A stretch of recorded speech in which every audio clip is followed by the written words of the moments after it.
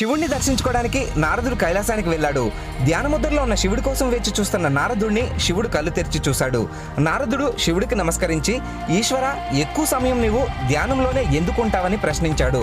శివుడు చిన్నగా నవ్వి, సమస్త విశ్వాన్ని పాలిస్తూ నా మనస్సంతా నిండి ఉన్న ఆ శ్రీ మహావిష్ణువుని నిరంతరం ధ్యానిస్తూ స్మరిస్తూ ఉంటానని బదులిచ్చాడు. అది విన్న నారదుడు సంతోషంతో విష్ణుమూర్తి దర్శనానికై వైకుంఠానికి వెళ్ళాడు. యోగ నిద్రలో ఉన్న శ్రీహరి కోసం వేచి చూస్తున్న నారదుడిని శ్రీహరి కళ్ళు తెరిచి చూశాడు. నారదుడు విష్ణుమూర్తికి నమస్కరించి, నారాయణ, ఎక్కువ సమయం నీవు యోగ నిద్రలో ఎందుకుంటావని ప్రశ్నించాడు. అది విన్న శ్రీహరి చిన్నగా నవ్వి, ఆది అంతం లేకుండా సమస్త విశ్వాన్ని లయం చేస్తూ నా మనస్సంతా నిండి ఉన్న ఆ పరమేశ్వరుణ్ణి నిరంతరం ధ్యానిస్తూ స్మరిస్తూ ఉంటానని బదులిచ్చాడు. అది విన్న నారదుడికి యజుర్వేదంలో చెప్పినట్టు శివాయ విష్ణు రూపాయ శివరూపాయ విష్ణవే అంటే శివుడు శ్రీహరి ఒక్కటే అని స్వయంగా ఆ మహేశ్వరులే సమాధానం ఇచ్చినట్టయింది.